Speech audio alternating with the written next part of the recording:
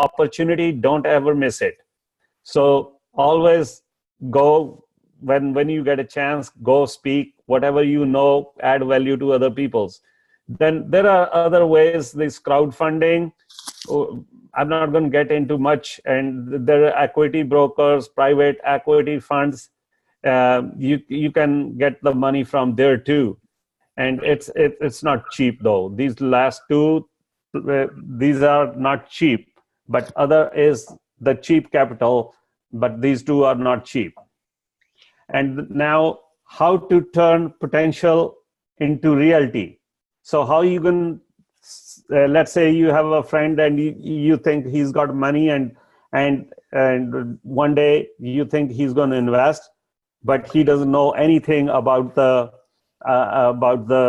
business, and he doesn't know what real estate is, but he has the money. And then here comes your personality. How you going to approach him to convert him from a potential investor to a real investor? And first of all, you need to educate them, because then the burden is on them. Otherwise, they can put the burden on your shoulders. And then next thing is shun the fear of asking. Get out of your comfort zone and ask anyone you think has the money.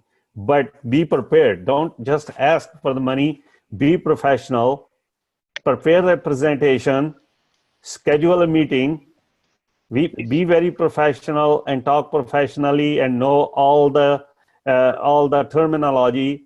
Because if you don't know the terminology, if somebody you see does know something about this, and he will definitely not invest with you, because he will think that you don't have enough of the knowledge. And then the last, not the least, follow up consistently. So somebody says, I'm going to invest with you, make sure to call him after a week or whatever the time span is. So call him after a week and make sure he's investing with you, because sometimes they'll invest with you. Somebody else will say, hey, no, there is a recession coming, you can lose your money, and they can scare him away. So follow him consistently, answer their questions, whatever the questions they might have, and when you follow them consistently, they can definitely invest with you. The most common cash provider questions. These are the questions that almost every investor will ask you. When am I going to get money back? So have a firm exit plan. What is the return on my investment? So that's why we need a presentation deck, because we need to answer all these questions in the deck. What are the risks involved? How much of your money are you putting in the deal? What if I need the money back? How is it going to affect my income taxes? What are the logistics? So when do I have to send the money in? Who do I send the money in to? Do I get a receipt? Do I get signed some documents, etc.? So, and then after doing all that, then you should prepare a presentation deck. You can prepare a sample deck to educate them what the real deck is going to look like. So are you guys with me? Yes. Yeah. Okay. I just want to make sure. I'm going to get onto the deck now. So here is a deck that I'm going to show you that I have prepared for my deals, and I have been showing it to my investors before I had an actual deal. So we are building financial fortress for with the apartments. That's where we start. And this is a disclaimer. It got the bigger, but have a whole disclaimer. Then the table of contents. Meet our team. Why apartments? Investment strategy. What is our investment strategy? Roles. 7-step process. Then I have an example deal in this package so that I can show them how the real, when I get the real offering memorandum, what it's going to look like, so that they expect so the team we put the team here, who is your team members, and then a little bit about you, just as I explained who I am and what do I own. So this is our portfolio for the real estate passive, and this number 8 is our own single family houses that we have. And why should they invest in apartments? Because people are going to ask you, they have other ways of investing. They have money in the IRA, they have money in gold, they have money in stock, and why should they be spending in apartments? So you should have an answer. And this is historically less risk and better returns than stocks and bonds. So there is a source here where this document is from. So if you look at the real estate, you see it has always had better returns than the stock and the bond. And then highest returns out of all real estate asset classes. So even the other asset classes in the real estate, hotels, retail, office, the apartment is the maximum. So apartment is, that's why, and apartment, people going to have to live somewhere. They can have a virtual office, they can sell stuff online. Now with the hotels, they have Airbnb, HomeAway, and all that people can share their houses and rent their houses. So that's Airbnb is the biggest hotel without any real estate. Uber is that. So technology is disrupting this thing. So Uber is the biggest kind of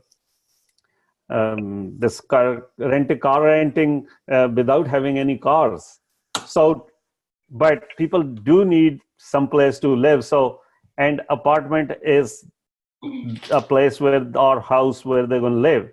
And then explain the benefit of the taxes, explain what cost segregation is, explain them how they can get that minus K1 in the very first or 2 years when they can still get the cash flow, and how they can save money on taxes with the real estate investment, how they can get the accelerated depreciation in the very first years of ownership.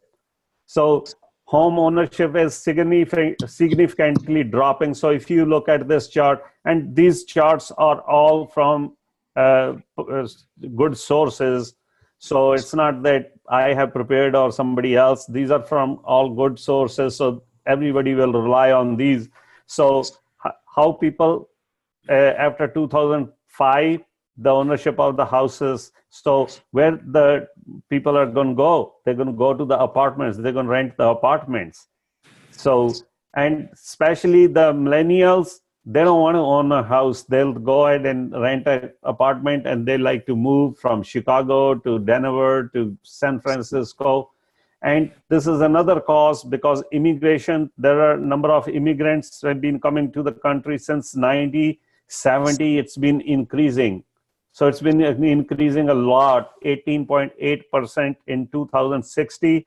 In 2030, almost 15%. So they're gonna need a place to live. They're not going to come and buy a house. They're going to rent an apartment or a house. So where are the nation's renters? It will continue big time. So this is, look at from to about 2000, how the renter population has increased to for the last several years, for 16 years it shows. So apartment vacancy rate has gone down. So it was up in 2008 when the recession did hit, but after that, look at how it went down all the way to about 4% from 8%, and 8% is not a lot too. So out of 100, 8 vacant is not a big deal. So, but it has gone down, and it was in 2000, it was even below that. So they remain occupied. So, and the demand is increasing day by day. I don't want to read all this here and waste your time, but Sure, your investor, you can give this deck to the investor for him to keep and read and give him a copy or email. But these are some of the statistics that by 2030, we're going to need 4.6 million more apartments.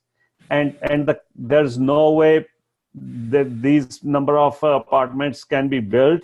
And then there is changing lifestyle that I just talked about. A lot of the millennials, they don't want to own a house. They're scared. They're delaying their marriage, starting families. So there are several other reasons. So these demographics, age 50 plus, will account for about 30% of the rental household, and immigration growth. So these are some reasons why the apartment industry is going to be booming. Even if there is a recession, it's not going to stop. Then you have then you must have an investment strategy. So, sorry, targeting tier 1 markets with strong apartment fundamentals and moderate cap rates. So you can explain these all the terms when you have educated yourself, educate your investors as well. So multifamily cap rate trends, they have been decreasing. They're almost 5 years all over the country. Decent, I'm talking about decent apartments. Then multifamily rental trends, it has been going up. Multifamily occupancy has been going down almost 95%. So target industries, tell them that what markets are you looking at? So, and you can show them with this deck that what's the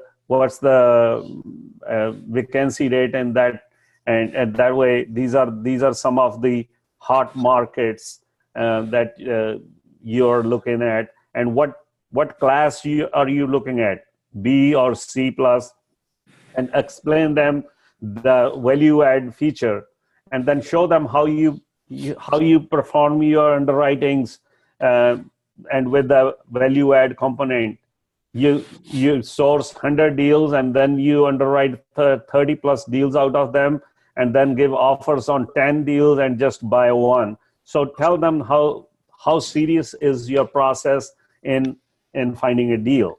It's not you look at the LoopNet and give an offer. So explain them how seriously you look at each deal to find a good deal, and explain them that the value add fundamental. I have talked to a lot of people, even that some real estate investors, they don't understand the value add and how they can raise the rent. They don't understand all that. So try to explain them how it works, how you can add the value and raise the rent, and then the sub-market location, the history of the property, and the condition of the property, the competition, the rent comparison, and the sales comps. And you can show them all that and talk about and make them feel confident. And then typical return structure on your investment. So minimum unit count, this is your criteria of investment, and LTV 70 to 75, annual returns greater than 8%, IRR 18 target, 18 or 18 plus, and then hold time 5 years to 10-year hold, depending on the business plan. So you explain them that you're going to get your money back after 5 years, 7 years, or 10 years. And then our roles, what our investors, equity of the project, and mortgage approval case by case basis, our team. So explain about the team, find deals, how do we do it? Explain them everything so that it makes your life easy and they feel more confident. And our process, what we do, this 7-step process to buying apartment complex. So they can read, our team finds a property, projects all these 7 steps before the deal is closed, and tell them whether you can manage or third party is going to manage the property, and what's the benefit of doing self-management and the professional third party management. Talk to them about the asset management and talk to them about the fees too. Be very straightforward and tell them that these are the fees we're going to get to do all this. So put an example deal together: property overview, property description, unit mix, financial analysis, and disposition summary, yield projections. I'm running a little late, but I'm almost done, guys. So yield projections, operating income, cash flow, and if there is any preferred return. Sample, give them a sample of if you invest 100,000, what are you going to get every year? If you have 8% preferred return, you're going to get this much money every quarter or month. Be very straightforward and tell them the truth, and explain them that there's a risk too, so they don't come after you when there is if it downturns. So this is apartment deal overview, property view, a kind of an example deal, what it takes, and number of units, rentable space, price, so that when they look the actual, they can figure it out what it is and all that, and the net operating income, debt service, and the cash flow, and show them an example. If they invest 100,000, you can put another their 100,000 is easy to explain, but you can have a limit of 75 minimum or 50 minimum. Explain them that if you are doing a value add and you have interest only, and you don't have interest only, what are you going to be paying first year? Or maybe you're not paying them in the first year. Sometimes they expect to start paying right when they give the money, but tell them that it's going to be month after closing or quarter after closing, or whichever way you're going to be distributing the money. So show them the summary, how this investment is going to cash flow and how much you're going to get, and after certain time, 5 years, whichever your exit plan is, that your money is going to go 121% to 2.2 times, and what's your internal rate of it, and explain them these terms also. So this is just an example, and that's it. Thank you so much, KK. Nice presentation. I think I'm within my time, guys. Yeah, that's fine. That's fine. Very nice presentation. Very nice presentation. So any questions? Yeah. Questions, okay, guys? Miles. I have a question. Sure, go ahead. So you say that over 50, 30% of the people over 50 are in apartments? Yes. Where do you get that? I just find that amazing. I can send you a link. Okay. There is a website called weareapartment.org. Okay, I know that. You know that? I know And that every one of you should know that. Weareapartments.org. And it's a non-profit organization that has that website, and it's got pretty accurate information, and you can do a lot of research there. Next question. Hi, Kay, it's Miles. Yes, Miles. So when you're getting into the logistics of a deal, when you're putting this thing together, and you say you have a letter of intent, you want to move forward on a property, and at the same time you're trying to secure the funds and sort of parking lot those funds during that period of time where you're doing due diligence and things like that. Have you ever had a situation where you weren't 100% sure of your upfront investors, and how long before you got the deal going did you collect that money? And no, did you collect it before you had a contract? No. First of all, you do not collect the money. Never get the money from anyone. Let them put directly into the escrow account. And the best thing is to start communicating with them after your LOI is signed. Don't keep telling them that, oh, we are working on a deal, but never tell them that you have a done deal. Suppose you tell them that you have a done deal, and it doesn't mature for some reason, then they might be upset that he lied to us. So after the LOI is signed, just start contacting them and tell them. Then you put a schedule that how many days you have for the due diligence and how much days you want for the debt, and then when is the closing. Put a tentative date and tell them, hey, I need the money by February 25th. So you never take the money, have them wire or deposit the money into the escrow account. Let me jump in here a little bit, KK. Go ahead. Basically, you know, what KK presented right now is that this is a deck that you use to prepare your investors for your future deal, right? And you have an example of a deal in your deck. That is just an example that if you find a deal, it would look something like this, so that your investors are ready.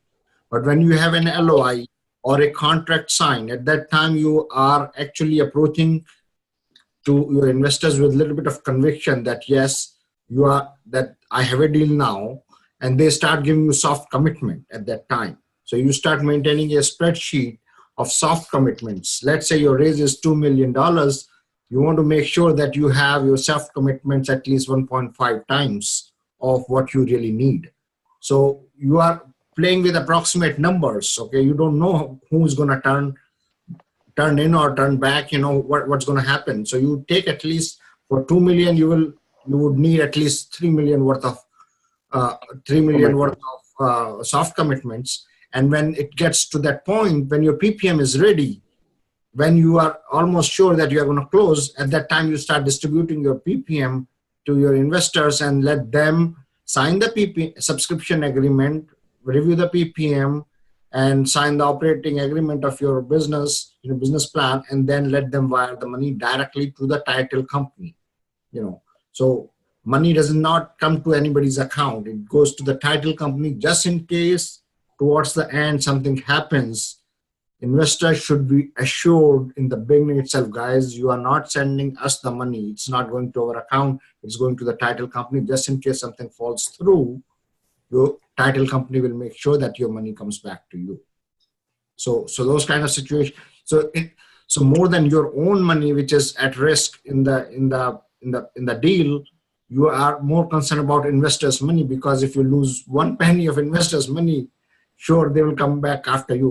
When I say 1 penny means, if you lose their money, they will be really upset. So basically your goal is to make sure, guys, your money is not at risk at all. If something happens, deal doesn't go through, it will come back to you as it is. Just want to share that. All right. Any more questions? Yeah, thanks. That makes sense. I wasn't aware of the whole soft commitment process, and that makes a lot of sense to gather more than you're going to need. Do you typically have to deal with disappointments of saying, hey, you actually had more commitments than we have to turn you down for this deal because sometimes it may happen, and investors will agree. Then at that time, you start communicating to them. If you are getting more money, you are getting a sense of it. Then you are telling, guys, if you want in, this is first come first serve. The moment your wire hits the escrow company, title company account, that's when it counts, right? You can talk all about it, you can sign all the papers, but it really doesn't matter until your money until you really have wired the money. So you keep communicating to them, guys. It could happen. I mean, there are many times, you have to return the money. You cannot keep it, basically, unless you want to raise it for put it in a reserve of some sort, that can be done too. But if it is more than what you need, you'll have to return it. And that's when the disappointment comes, that you have to face that, basically. But you typically know, who is coming in towards the end and whatnot, And they can always, everyone says that first come, first serve. And once it's already, then they'll tell them, okay, we have enough money, so no more money. Please do not send any more money, maybe next deal. Yeah, in my last deal, I had to return. There was a point I had to return almost $1 million. Actually, $2 million. because we were overfunded. What can we do? Yep. Can Any I more- can I any more- comment here? And one of the questions I had today, because today was the day that I wired money to a business as a limited partner, I had a question whether or not I was supposed to wire it to an escrow account or a bank. And the instructions were to send it to a bank. And so I called several people today who I had more experience than I, including Prashant. And the deal was, it was getting down to the wire, no pun intended. Closing is tomorrow morning. Yeah. And the banker wanted to see money in their new bank account instead of escrow. And of course, escrow was going to transfer the money that they already had in there to the bank. So because it was so close to closing, instead of wiring to escrow, I wired it to the bank. And I was a little bit jittery about that. Yeah, Because and that's as true. Prashant said, you want accountability for where you send your money. All right. And if I hadn't had the trust in these guys, and if I didn't know who their mentor was, which I do, then I probably would have reneged. Yeah. But I knew who they were. I knew who their mentors were. Yeah. And let me tell you one thing, Terry, and everybody else. Always when you wire that money, always go to the bank before you sign that wiring instructions or the paper, call them. Because I have heard stories that emails have been hacked and instead they have put the money in the different account and the money has gone out of the country before anybody could get to them. Wow. Okay. Yes. And So, like I said, I know these guys. I've done the walkthrough with them on this property. I know their mentor. yeah, I always go to the bank before I wire the money. I always call them on the phone and confirm the account number. Yeah. I always do. That's good advice. And That's a very good point. That's a very good point. But this is the first time, Terry, I heard, you asked me today, this is the first time I heard that you are transferring the money to some individual's account. Me too. I've never heard of it. Yeah. So I was like, what are you doing? But I'm glad everything is okay. Well, I'll let you know if I lose it. Oh, no. Knock on the wood. I don't think so, because No, as long as it's with the bank, you won't lose. No, I've already done the due diligence with the PPM. I called and made sure we wrote it, and they said yes. In fact, we wrote it. Yeah. And there was some other things I did without them knowing. I'm trying to not let them know that. No, it's your right. It's your there's right. Not a trust issue. It's not a trust issue. It's me doing my own due diligence. Of course, it is your right. It is your right to do. It's your hard-earned money. I would not say $50 to anybody. Forget about 58,000 or 100,000. All right, guys, we are just about at that time. Are there any more questions? Can I ask one quick question? Please. I hope it's quick. Okay. I have a question on the 506C and 506B. At what point do you know which one you have? So it is the offering type, right? When you go to the lawyer and when you decide that lawyer is writing the PPM, at that point, you decide whether it is 506B or 506C. Are you comfortable in raising the money with your close associates, or the people whom you have established a relationship with, or you want to do a open, basically you want to do the advertising outside. So when you are at a point, you can potentially decide, because if it is 506C, then you are sort of limited to accredited investors only. But if it is 506B, isn't 506C the one that you could advertise on Facebook or anywhere? Yeah, 506C you can advertise, but you can only accept money from accredited investors. or sophisticated or not? No Okay, sophisticated. let me add let me add a thing here. Yeah. Donna, this is a whole chapter, okay? Yeah. Okay, so it Yeah, wasn't. I can talk another half an hour on this, but make it simple and respect everybody's time. Yeah. 506B, you can have accredited investors plus 35 sophisticated investors. And 50C, you can have only accredited investors only. Okay. 506C. And with 506C, you can advertise, you can go on Facebook, you can you can have a billboard, put up a billboard that we are raising money for this. You can do all that with 506C, but only accredited investors can invest.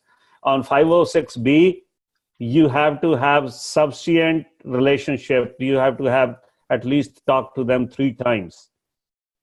Okay. And then you can also have 35 sophisticated investors. That means they are not accredited, but they have some knowledge of the real estate investing or other businesses. But Is that clear? I can't put that on Facebook or on a billboard. Not at anywhere. Once you have decided that it is 506B, you cannot advertise. Got it. That's the bottom line. All right, guys, it's 10:05. For 2 weeks from now, Terry, I think you are volunteered, right? Right. Okay. Anybody else has anything that they want to share? I can put them on the roster. I just have one quick question. Okay. Is there a template or something that you guys can share for the pitch deck? For the? I can share mine. For the? What was that? He wants that pitch deck. Oh, the pitch template. deck. Yeah, Okay. for the pitch deck. I'll share mine, and you can feel free to change whatever you want. Okay. Thanks, KK. Yeah, you have in chat box, you have my email. Send me an email. Whoever wants that deck, just email me. I will send the deck. Or KK, if you want, you can send me your deck. I can send it to everybody, whatever. Doesn't, Okay. I don't have to send it to everyone unless they need it. All right. Very good. But I'll send it one to you too. Yeah, please do. Thank you. Thank you. Thank you both. Thank you all. Yeah. All right. Thank you, guys. So Thank you. last question which I asked was, does anybody have anything that they want to share? Otherwise, I'm going to start picking the name out of the hat. Okay. Next. Terry, I have a question to you. Terry, Yeah. you sent me an email about the Enodo underwriting. Yeah. So when is that? So it's going to be Thursday, 7 o'clock Central Time. Next Thursday. No, day after tomorrow. Okay. Well, I won't be able to. I sent you an email that I won't be able to do it day after tomorrow, Okay. but That's I can all right. do it next Thursday. Okay, we're going to start doing it every week. Okay. And we're all going to take turns. And this Thursday is my turn. Okay. Good. We'll choose somebody, whoever volunteers to do it the week after that. So Okay. Terry, it is very difficult to find volunteers. Okay. You know what I'm going through, but it's okay. Yeah, I take your word, but I'll 10 yours. Okay. All right, guys. Have a good Thank you so night. much. I just have a quick question for Terry. Terry, do you have a specific underwriting template you use? Well, for Thursday, I'm using Enodo. No. Okay.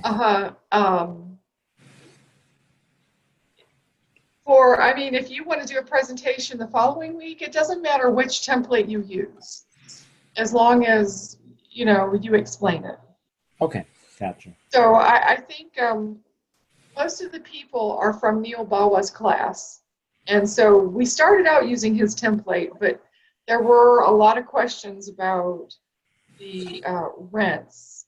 And so we went, and anybody can use whatever template you prefer. Okay. Gotcha. Because I just wanted to make sure, there was some type of uniformity because, I have templates from different, schools. Right. And one thing I want to say about this little webinar thing, it's kind of evolving as we go. So it started out one way, and we will change it depending on what we find works best. Thank you. You're welcome. All right, guys. All right. Thank you, Pepe. Thank you, guys. Thank you. Thank you. Bye. Thank Thank you. you. Thanks, everybody. Prashant, and thanks, Terry. Thanks, everybody. Appreciate your time. Bye. Good night. Bye. Good night. Magic.